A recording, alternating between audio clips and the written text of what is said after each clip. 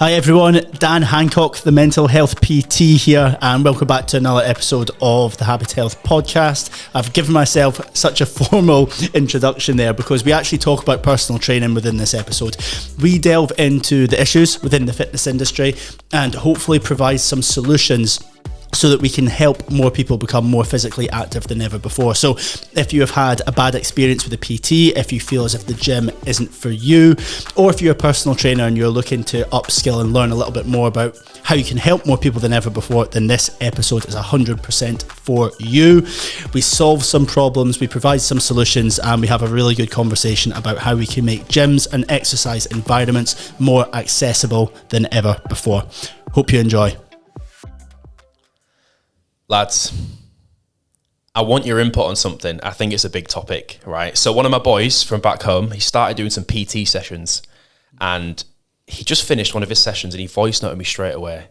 And this is where it gets interesting. He said, I had a good session. I had a good workout. I actually felt pretty strong and I think I'm making physical progress. But I left the gym feeling empty, not feeling any more ambitious, any more invigorated, feeling a bit unaccomplished, even though you felt like you had a good workout. I want to chat to you about this because I think it's a really important thing, especially with PTs and the background we've got. How much of a responsibility is it for a PT to lead a session that isn't just about physical results? Imagine going to a restaurant and saying that you left feeling empty. I'd want my money back. I know you've done that, to be fair. Left a restaurant and then went and got snacks, but It's that same thing, in my opinion. It's the whole purpose of you going to the gym is to make yourself feel better. I've still never understood why people can then go and not only sometimes then feel empty, like this mate of yours, but actually then feel worse as well.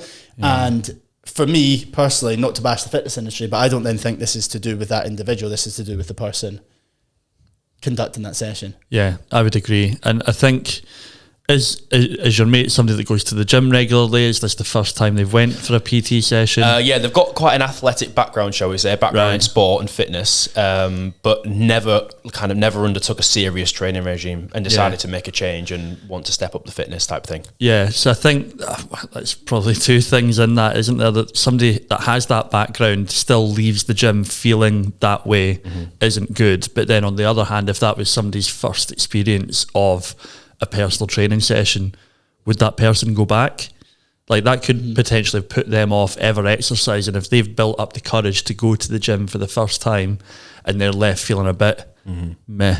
It's mad because he said to me, look, I go to the gym for 100 reasons, one of them being to change the way I look and maybe to change my appearance, but I also go to the gym for 100 other reasons, and not once in that entire session did my PT ask me about any of those potential other variables or factors. It was just a case of the physical stuff, the weight on the bar or the measurement of the waist, so whatever it might be, the physical stuff, right? Yeah. Not one question was asked by the PT to my boy about how did he feel, how his energy levels, is he enjoying this exercise? Didn't even ask him, do you like this exercise or not? Like, what's the adherence to a workout program going to be if you hate every single exercise, or if you're doing movements that don't play into your strengths or things that you actually enjoy doing? These questions just aren't being asked. It's just such a flawed concept when it comes to conventional personal training. Like, the best example I can give is if you're going to a driving instructor, right? They are wanting you to pass a test so you can be self-sufficient in life, go off, be able to go drive your car, go on a road trip, be able to commute to and from work, right? They're teaching self-sufficiency and independence, right? So that's one thing. Traditional personal training is doing the opposite. It's teaching you to become reliant on somebody else. So that's one thing. But then also, like, we did a podcast way back in season 1 about different types of health when I fucked up massively and couldn't reel them off. Can you remember them now? I couldn't. Yeah, let's run them off. Right, so test me. So even though I talk about them every single day, but I think it was the pressure. So first and foremost, you have got spiritual health, you've got intellectual health, you've got emotional health, physical health, and you have got, did I say social? You didn't know. No, social health, and also we could say, because I've had, just to show off, we've got a sixth one now, just environmental health.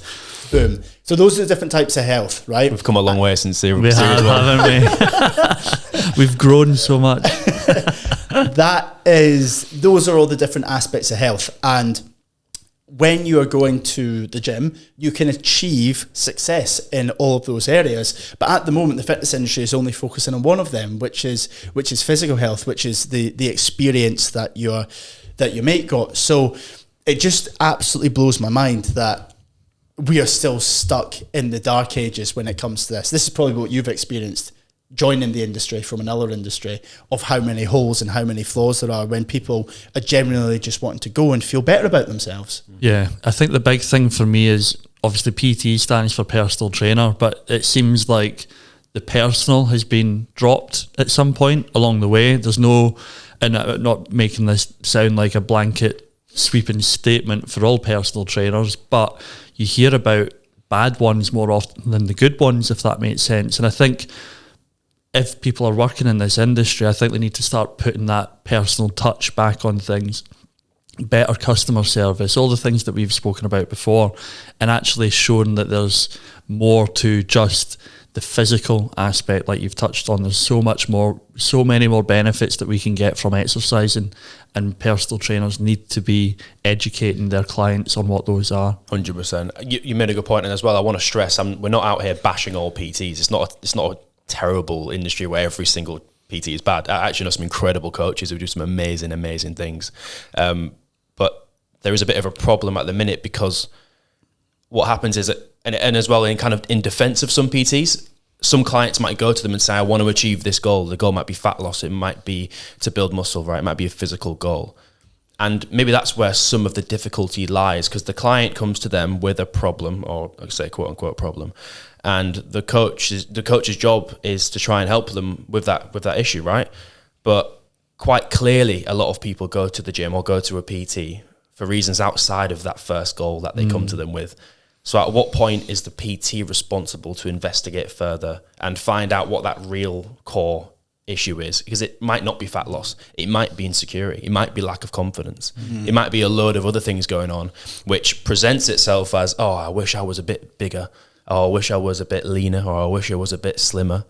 But the fact of the matter is, if you unpeel it a little bit, there's a lot more going on. At what point is it the PT's responsibility or health professionals' responsibility to investigate a little bit further? So I'm going to then challenge that in a good way, because I'm going to flip that on its head, and it should be the PT's responsibility to be educating people in the first instance, because then that is going to be what people are consuming online, and then that is then going to be able to change their motives going into that session, if that makes sense. So it should be a lot of people, right? So you've got the client who's coming towards the PT, and they don't really know what their goal is. They don't really know why they're exercising. No one wakes up in the morning and says like, oh, I'm just going to hire a PT, right? It comes from negative thoughts compounding over time, and it's either a lack of identity, it's a fear of, not being able to run after their kids or live a long life, or it is low self-worth and a lack of confidence. Those are the three reasons why people will hire a PT, right?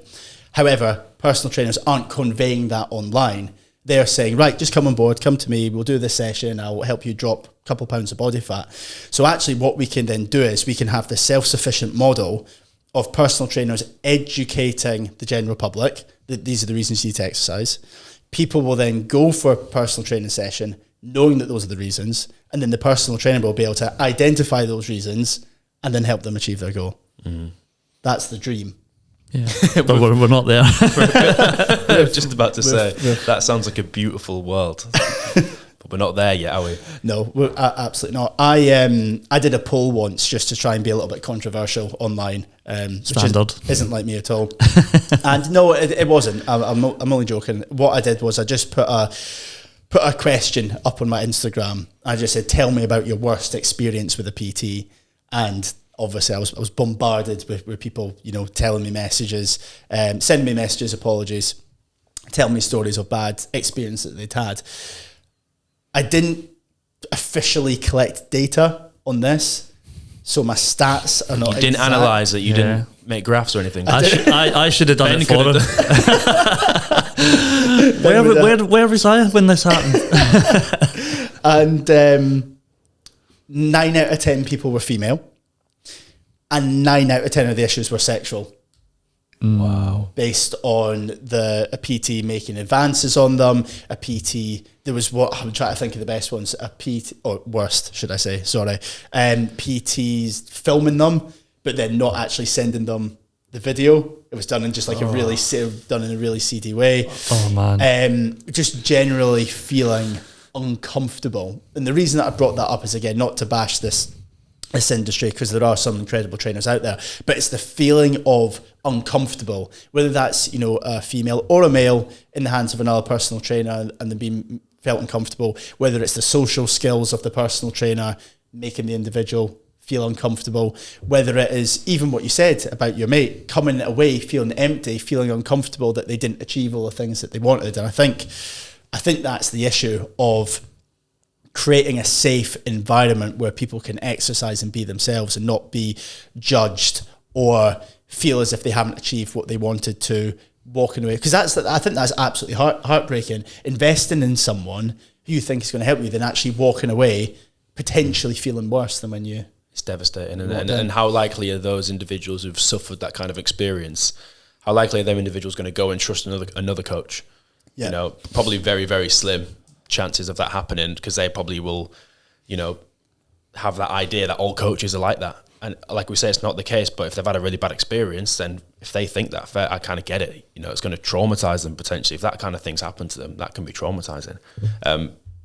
Dan, what are just to kind of ask you a bit of an obvious question, what are some of the obvious things, obvious to us, some of the obvious things that exercise can do for us that aren't just physical? Because I think some people might be listening thinking, well, I want to exercise to change the way I look, or to build muscle or lose fat, that kind of thing. These are the only reasons I've ever known to exercise. But actually, we all know there's so many other reasons why that we can benefit from exercise. What are some of the reasons? Yeah, so the list is really endless. So essentially, if you were to think about all of your core needs that you need as a human being, right? You've got psychological needs, biological needs. I'm going to list these off. I'm waiting for a trip up here. I'm going to be on fire. I'm telling you. Cognitive needs, emotional needs, transcendental needs. Ooh, yes. Wow. Right. Has you got them right? I mean, we can't check right now. I don't want to get my phone out, but I'm going to believe you. These are the needs. There's 8 in total. I think I listed 5. But basically, these are the needs that you need as a human being in order to survive, in order to feel like you're achieving something in life, in order to be happy, in order to be confident. These are needs that need to be met, right? We have then also got certain characteristics and traits. There's over 4,000 human traits, right? Everyone has them. Some of them you can display through training. Some of them, negative ones, you can choose not to display. Essentially, through exercise, you can have every single human need met, and then you can use exercise to display all of these positive characteristics. You can then, in turn, use exercise to develop skills that you need to transfer to everyday life. So, for example, Danny, you go to a personal trainer and he teaches you for the first time ever to stick to a training program and to be able to focus within your workout. That personal trainer has taught you discipline. You will then be able to go and be disciplined in your job. Okay? Mm-hmm. Sounds quite simple.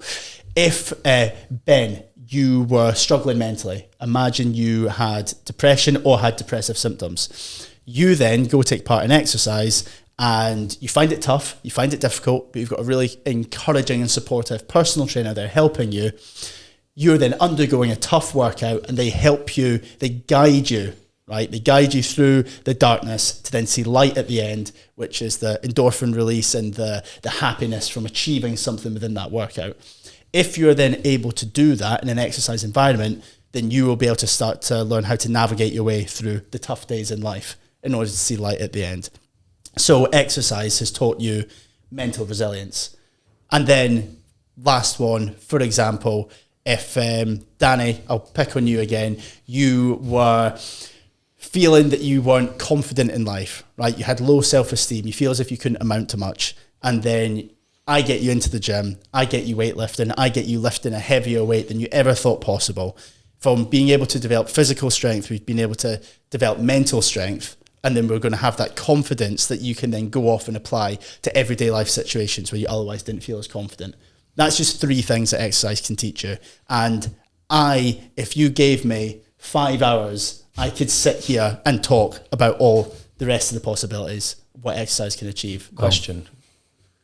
Why don't all PTs express or convey that kind of a message when they're advertising and marketing themselves? Because for me, I'd much rather sign up to a coach that can sell all that to me than can convince me I'm going to lose a few pounds for a wedding, or, you know, build up to be as big as someone else. So why aren't PTs at the moment, or enough PTs should I say, conveying that kind of a message? Because to me it's loud and clear. Like, people want that over the physical. Really, people do want to improve confidence, you know, to feel more accomplished. These kind of things are what people really want.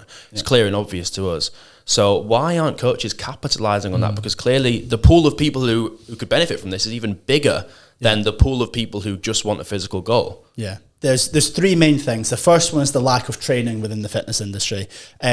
Until we created our award in mental health and exercise coaching, this isn't a plug for that, by the way, because I want everyone, whether they're a mental health and exercise coach or not, to start adopting these values and to start putting the right content out and spreading the right message and helping people for the right reasons.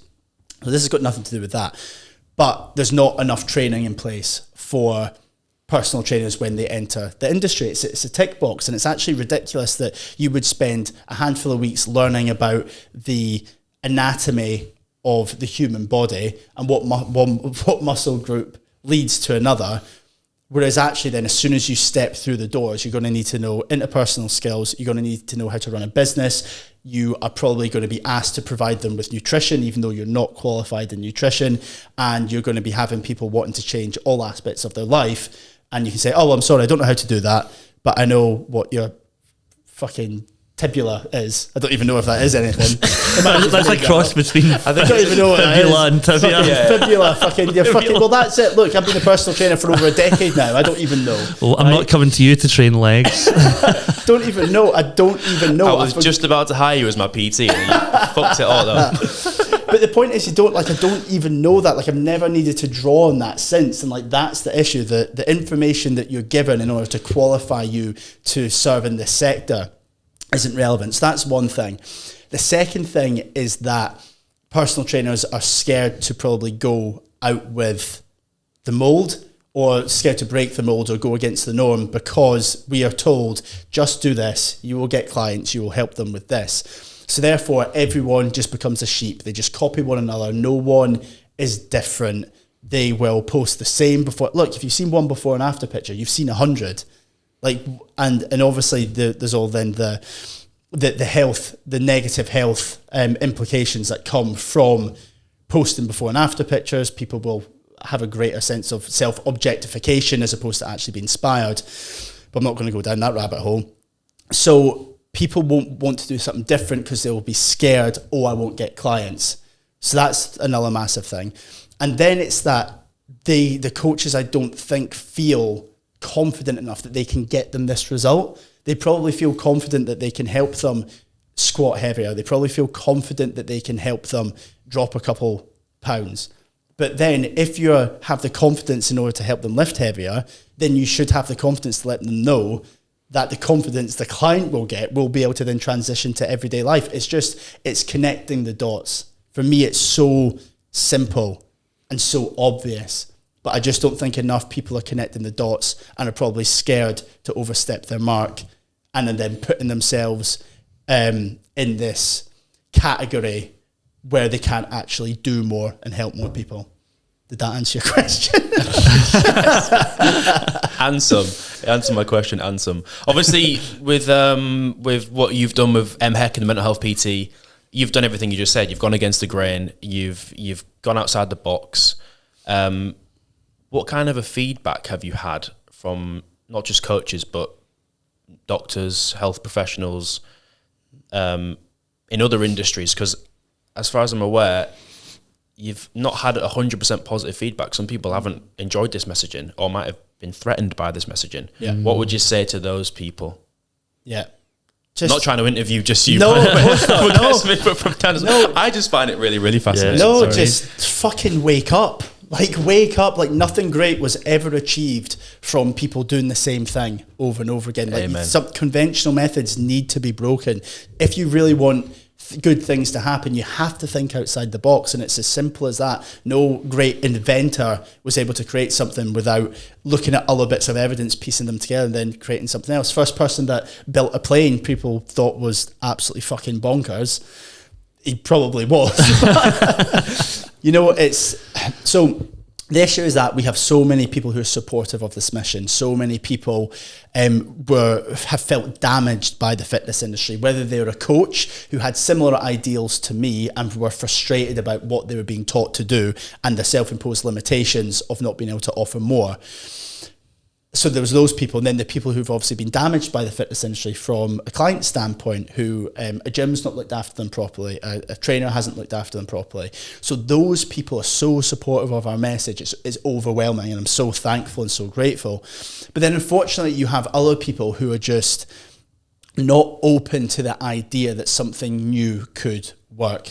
But in 50 years' time, they're going to be like jumping on the bandwagon. Some people are just resistant to change, aren't they? Yeah. I think that's one thing we have to accept. Some people, unfortunately, just don't like the uncomfortability that comes with change. Yeah. Which kind of brings me swiftly on to the next bit about getting uncomfortable being... Sorry, getting...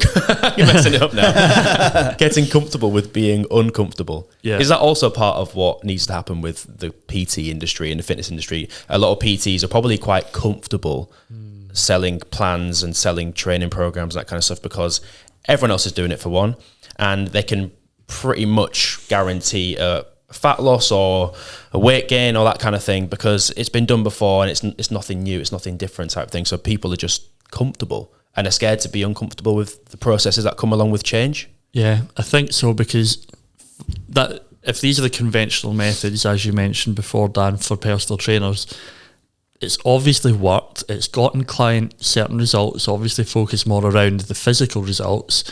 That works for a lot of people, okay? And one of the scariest stats that we've found out about on the MHEC mission is that there are only 13% of the UK and Ireland population which exercise regularly.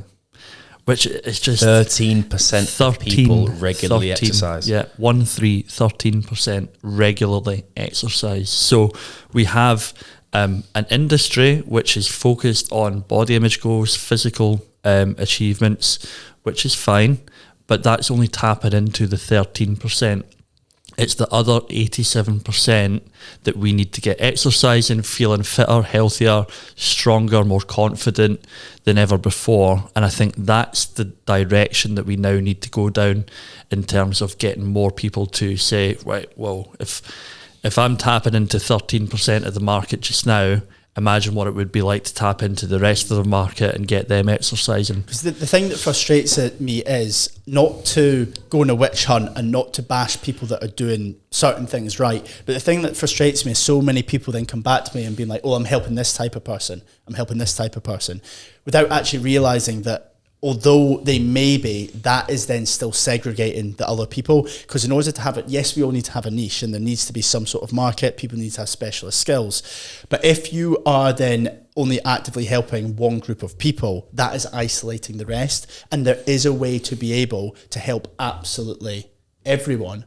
So I just see that as a cop out now, that people are saying, oh, well, I'm still helping X amount of people. So if they were actually more tuned on business-wise, they would actually be able to see, well, what about the other 87%? Ben, I've got a question for both of you. Ben, when it comes to you, if you were to go and hire a personal trainer, what things do you think now, with the knowledge that you've got, would you want to look for? And once Ben's answered that, Danny, what would be red flags for you? What would be things that, if you were to go to a PT session, you would either be put off by, or you would think, that's not good practice? I'm asking you second because I'm giving you time to think. Right, okay. Thank you for that. Don't say it. And I don't get any time. No, it's cool. So I think the things that I would look for is somebody that cares, right? And I know that sounds a bit fluffy and a bit airy, and anyone can say, yeah, well, I care, but actually truly cares about my health and well-being, actually listens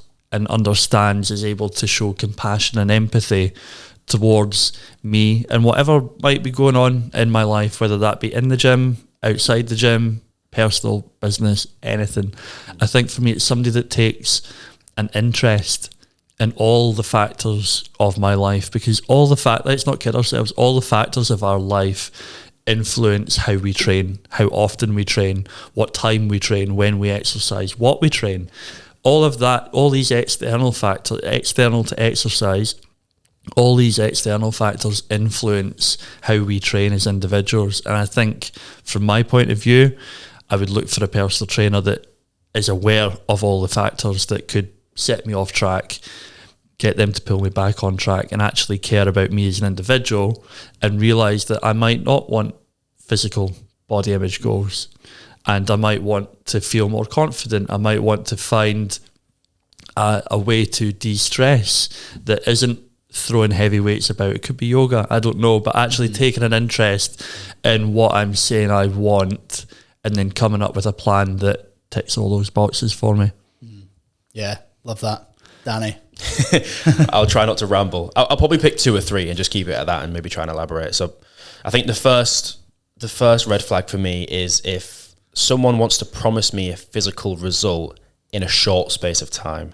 Probably a couple of red flags in there, but I'll say it as one, because I think if you're trying to promise someone a result in a short window, let's say it's like a 6-week shred, like we've all seen them before, or a 4-week booty builder, like you're gonna stimulate muscle growth in 4 weeks. You said you love those programs. Stop it.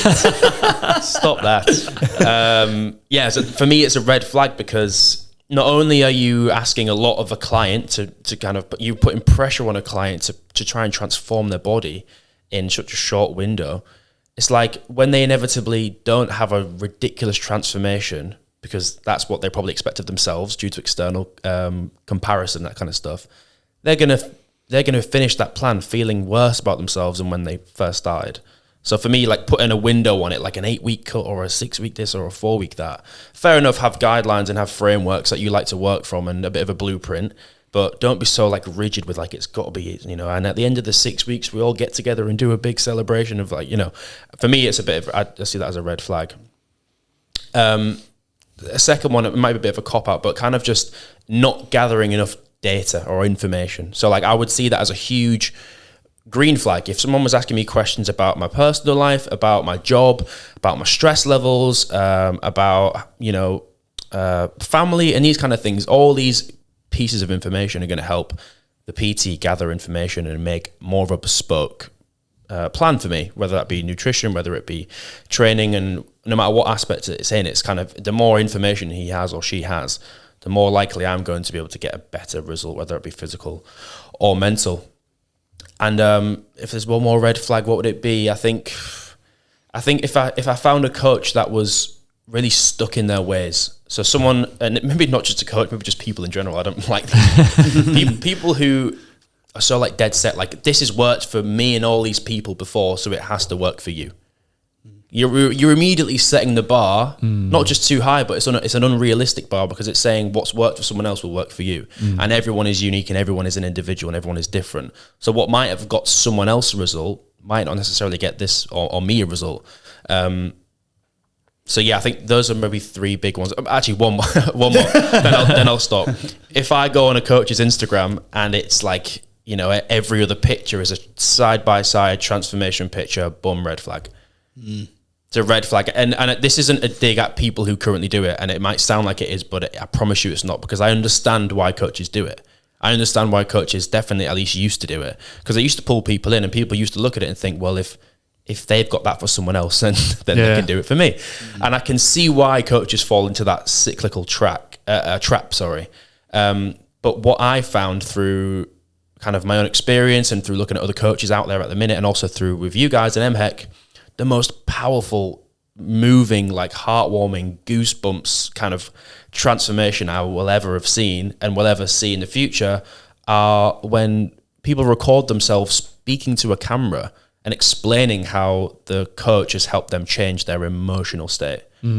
Explained how when I first met, let's call him Dan, when I first met Dan, I was shy. I didn't want to leave the house. I lacked confidence, and I felt really insecure. And 6 months later, like, it might take that long. It might be 3 months. It might be 8 weeks. It might be 2 years. Now I'm on camera when I never thought I could have spoken in front of a camera before. Now, like, I've got a really strong friendship group of like people who I met at a dance class that I never thought I would have gone dancing with 2 years ago, because I was so paranoid. And hearing people say that and watching people say that with real kind of conviction, that's like the best, that's the best transformation you will ever see, because you can see in their eyes that they mean what they're saying and they feel like genuinely a transformed individual. Someone who looks different in two different pictures probably won't feel transformed. They might look it, but they probably won't feel transformed. They might actually feel worse.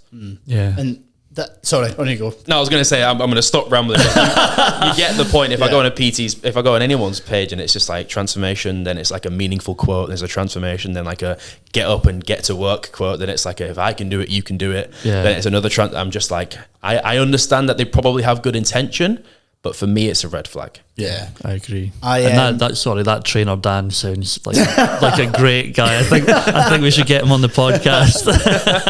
Right, so I'm going to tell you some other things that you need to look out for, or things that you should look for from a personal trainer. And I'm saying this from a standpoint of someone who, when I first started, was a shit personal trainer. I could count on, if I had 5 pairs of hands, I could count on the the amount of people who I almost made pass out in a session, who were sick during a session, who just didn't enjoy the session and would then probably go off feeling worse about themselves. I've been there and I've done it, and this is why I'm in a position to talk about it, because now I train up hundreds of personal trainers to do better within their role.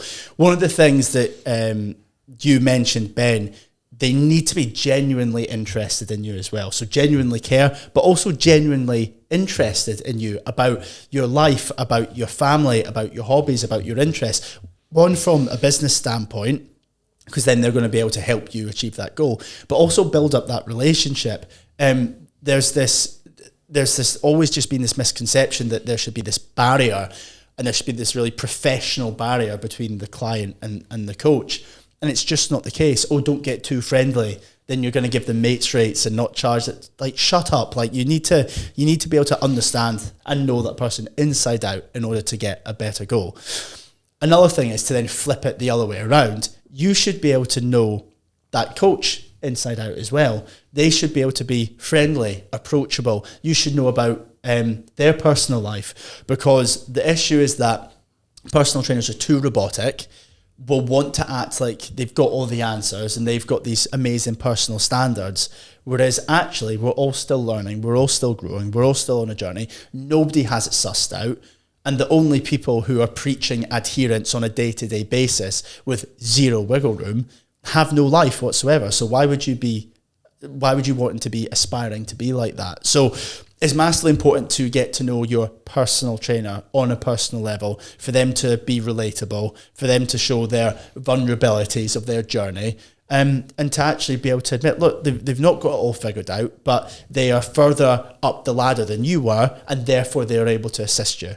Even if they were only one rung up, they would still be able to assist you. It's the issue is that personal trainers fabricate 1,000,001 rungs in between you, which then makes the climb even more difficult or even more scary or daunting. I think it's so true. And even from personal experience, like, I can say firsthand, like, as a coach, you feel, or I used to feel at least, like, I can imagine a lot of coaches currently do feel like they've got to put themselves on a pedestal and put themselves on a different level to the client in order for the client to feel like they need your help. And how much nonsense is that? Yeah. Like, you haven't got to be like Arnold Schwarzenegger to get like someone who has hardly any muscle tissue to like build a little bit of lean muscle. Like, you haven't got to be like Mr. Olympia to help average Joe Blogs like just get a bit stronger in the gym.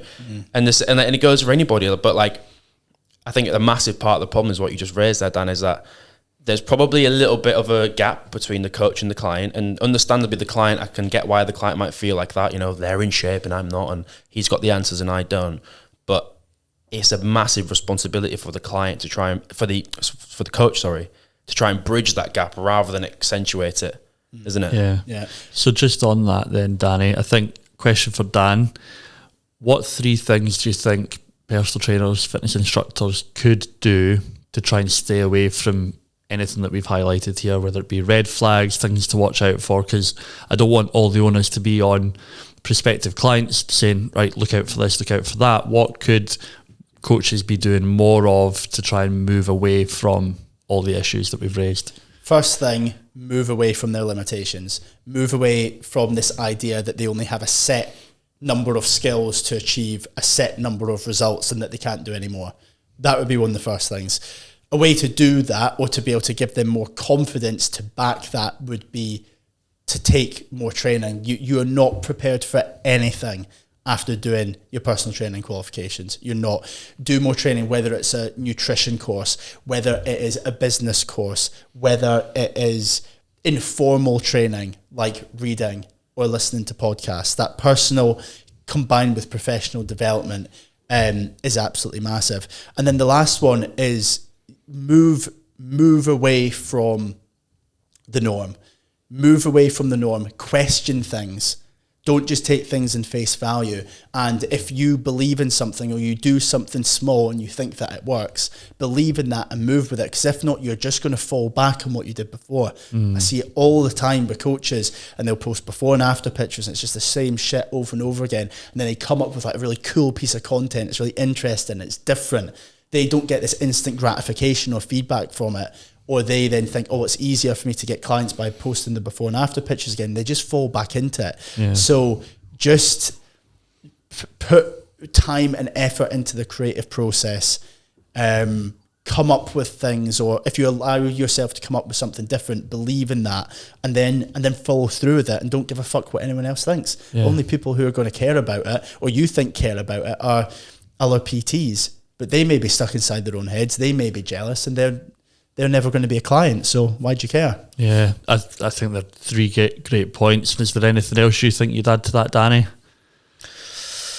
I think you've put me on the spot. I think no, sorry, bro. You've covered it. You really have covered it. I think, and also I'm very aware. I don't want to come on here being like I'm the perfect PT who can give everyone all the answers, and none of us are. We're all work in progresses, and I think that in itself is a bit of a lesson to always remain a student rather than a master. If that makes sense. Like all coaches, no matter how long you've been doing it, no matter where you did your level 2 and 3, no matter what other CPDs you've done on top of it, you're always still in training. You're never a master. You're always still a student, and just because of that fact, it doesn't mean that you can't go on and help other people with their goals. And it brings me back to that previous point. It's about bridging that gap between client and coach rather than accentuating it and feeling like I'm the master and I've got all the tools. Actually, we're still finding more tools, and along the way of me finding these, I'm going to help you with your journey as well. And that's the ideal, in my opinion. That's huge. I've got a fun idea. I've got a game that we can play. Oh God. And you're both going to be put on the spot, but so am I, because I've literally just came up with it. Okay. What I want us to do is... This makes me a tiny wee bit nervous. What I want us to do is... This is how our guests feel when we do the chat. I know, yeah. I'm shitting myself now. I want us to quick fire, go round us one at a time. All 3 of us will take part, and I want us to say something that currently frustrates us within the fitness space, whether it's personal training, whether it's to do with the gym, or whether it's to do with maybe people not realising their full potential. And we'll go around that. And then I want us to quick fire say things that we would like to improve, or things we would maybe like to see, or things that could maybe be done better within this space. Okay, so first time around, we're just going to say things that we don't like or frustrate us. Okay. Yeah. The first part is a witch hunt, and then the latter part is a treasure hunt. Okay. Okay, makes sense. I like this. Okay, see what you did there. Right, so we'll do a few rounds going on a witch hunt. Cool. Right, so things that frustrate me most. Number 1 for me is that gyms are the best place to improve people's mental health, yet they're the most intimidating place for people to step into. That's mine. How are you meant to follow that? Fuck. Completely different category, but what frustrates me a lot about the fitness industry is, and I was guilty of this, so prepare yourself, posting loads of workout videos doesn't inspire or motivate most of the people you think it's going to. Yeah. It just doesn't. Yeah. Good one. Yeah. I would probably say the thing that frustrates me most And I'm coming at it from the point of view that I'm obviously not a qualified personal trainer. I think the thing that frustrates me the most is that exercise or methods of exercise seems to be this hidden knowledge that must only be known by a personal trainer, and you're only allowed to learn what they share with you. I think that should be an open book on how we can all improve becoming more physically and mentally fitter. Yeah, really good. Like that one. Number 4, thing that frustrates me is that exercise is still seen as a means to an end, as opposed to the sole purpose of doing it. People exercise in order to achieve X, Y, and Z levels of external gratification, as opposed to I'm going to exercise because I love it. Class. What frustrates me, another one, and this is in the MHEC textbook, but I think about it all the time. If I said to one of my pals, I like to go for a run because it helps me with my mental health, that pal would probably think that if I didn't run, I'd be struggling, or there's something else going on.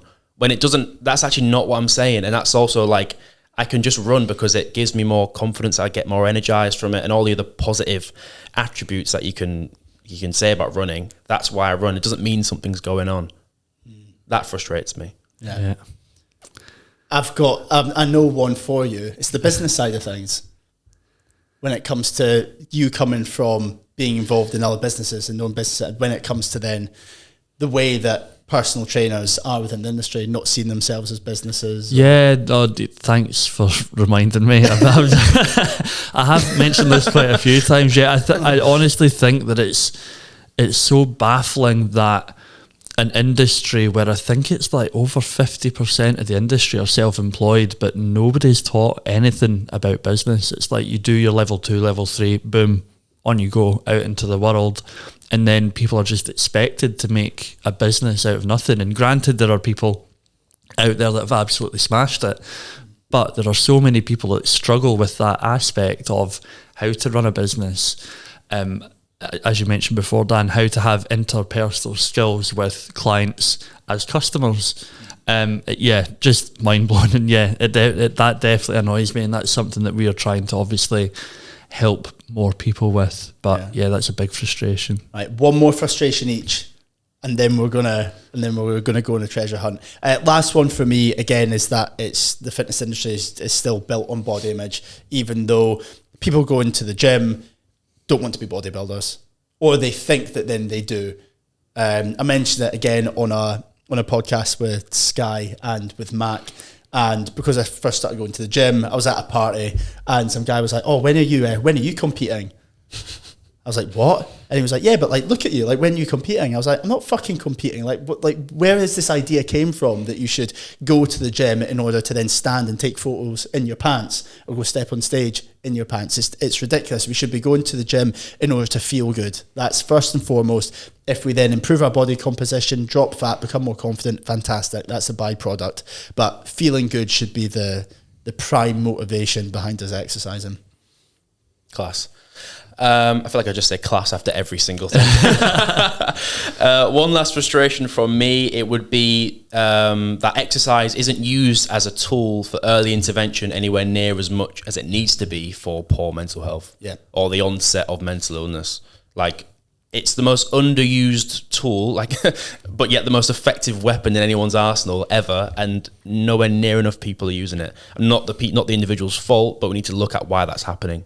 That's a big frustration of mine. Yeah, wow, brilliant. And final one from me, I think, is accessibility to exercise and gyms. I think, Dan, you've touched on it before, gyms are one of the most intimidating places out there, but it's probably one of the only places that there's where exercise takes place, aside from sports pitches or parks and stuff. So I think making that more accessible to people, being more welcoming and more effort, I guess, into allaying any anxieties that people might fear about going into the gym. Because if you think that somebody's finally built up enough courage to go into the gym for the first time, or for the first time in a long period of time, because they're worried about going in, and they are either not welcomed, or they might feel like they've been dismissed by someone that's welcoming them into the gym, I think that needs to be eradicated. I think a lot more needs to be done accessibility wise for all walks of life to get into the gym. Yeah, love it. Right, couple rounds. We can base these on our previous answers because some of our frustrations will potentially lead on to what we want to change, what we want to see. One thing I want to see in the fitness industry moving forward is linking to what we've said. Again, not the body image side of things. Places to exercise to feel good, marketing feel good, as opposed to the fitness model, as opposed to every single gym you'll go and you'll look and the people on the posters and the images are shredded, ripped, all that type of thing. I want to move away from that completely. I think actually one thing that you said that I didn't actually know about, Alpha Elite, the clothing brand, yep. They actually, well, obviously they'll use fitness models, but actually a lot of time on websites they'll just use kind of just the average day-to-day person who've got totally different body shapes to wear their clothes and market their clothes, and I think that's fucking incredible because those are the people that are going to be buying them. Yeah. So why isn't any other companies doing that? It's ridiculous. Makes perfect sense, yeah. It's why aren't more companies doing that? And it's going to empower the customer even more to potentially shop with them as well. From a business standpoint, it makes perfect sense. So why aren't other brands doing it? One thing I'd love to change, it's one thing we didn't mention actually in the frustrations, but I'll add it to the frustrations list because it does frustrate the hell out of me. It's really unfortunate, but because of how, let's be honest, how sexualized the gym environment can be potentially, how unfortunate that creates a lot of uncomfortability for men and women. So one thing I'd love to change is I don't know what the answer is, but I'd love for one day for that to be diminished and reduced rather than go on this trajectory it's currently on where it's very sexualized. And unfortunately, it leaves sometimes women feeling like they can't train in certain parts of the gym. Sometimes men feel like they can't exercise in certain parts of the gym. Or it can put people off exercise completely and be a massive barrier to exercise. It goes back to your point about accessibility, Ben. It's how accessible are these places? To some people, it's not a problem, but to other people, it's a real serious issue. And that... it has to change, doesn't it? Yeah, I totally agree. I think just the thing I want to change is building on what you've said is people need, well, men in particular, and this might sound controversial, is they need to stop being creepy bastards. Because that's what that's why I tiptoed around it. You just that's it. Men in particular can be fucking creeps in the gym. Yeah, and it's putting people off exercise is a massive barrier. Exactly. You tiptoe around it, mate. I'll come in with my big size 12s and stomp all over it. But it's so true, and I think it's up to men to call out that. I think because obviously the narrative is women should do this to avoid that. That's bullshit. Men should just stop being dicks, stop being creepy bastards, and let people just enjoy life and don't creep people out is basically what I'm trying to say. It's just so frustrating. Some of the stories that we've heard from our time, like going out and teaching people in the course around creeps in gyms and stuff, it's just heartbreaking, and I think there needs to be more done around that. And I think that starts with men calling out other men for being creeps. I think you nailed it. It starts with us as men leading by example. Absolutely. More than anything, more than any other external change and some kind of legislation or policy coming in, or it starts with just men being fucking decent men. First and foremost. And not just gym members, like you said, Dan, it's like it's coaches sometimes like being weird with their clients. Like that has to change. Yeah. I think it's and then again we're not just wanting the gyms to be safe, we're wanting the streets to be safe as well. But no, listen, I agree 100%. And there's just one of the biggest trending categories on YouTube or on TikTok or on Instagram is gym fails, right? And now don't get me wrong, if the three of us were to sit here and watch some of them, I bet we'd have a wee laugh at some of them, right? But the fact that people are out there with their phones looking out for stuff, either perving on young women training or filming someone who's not doing something totally right. Like on a serious note, I just find that absolutely heartbreaking that someone has built up the courage to want to go and do something to better themselves, has flung themselves into a scary and intimidating environment, has maybe been scared to ask for help because there was a stat, God, I'm going to absolutely butcher it as well. Everyone listening to this thinks I'm just going to be totally making up stats. But essentially, the reason that 50% of non-gym goers, approximately 50% of non-gym goers, don't go because they find it scary. And then within that category, 50% of them, again, so I'm going to say that's 25%, say it's because they're too scared to ask a member of staff or another gym member for help. So, of course, they're probably not going to be doing things right first time. So then imagine like the horror, if they were to ever see it, I hope they wouldn't, of someone getting their fucking phone out and filming them and then sharing it online just because they know what to do. So I think it's on all of us to make the gyms a safer environment. The education needs to come from the higher bodies within the industry when it comes to the standard of training that people receive. So much red tape around knowing fucking physical anatomy, but not how to be better people, how to help people, how to run a business that supports both them and the client and the gym. There's just so many areas of improvement and things that we can change, but ultimately we need to make exercise a more inclusive environment for everyone. Everyone can exercise. Everyone should feel comfortable within a gym. Anyone can and should go to a gym because it's the best place to improve their health, and that starts with us, it ends with us. We need to be the people that make these gyms more accessible so that people can feel comfortable there and change all aspects of their lives. Boom. Mic drop. That's it. That's it. We summed it up in one sentence. Guys, we hope that you enjoyed that episode. Obviously, sometimes these conversations just come about from an idea and then we just spitball. But hopefully you found that inspiring. Hopefully you agreed as well. The last thing that we ever want is any of you to feel that we're being, intentionally controversial or calling people out. Like I said, this isn't a witch hunt, it's a treasure hunt. We want to find what's not working in order to find out what is working. So please, if this resonated with you, then share it to your stories. Tell us some of your experiences as well, but why not tell us some of your good experiences? We won't go on another witch hunt.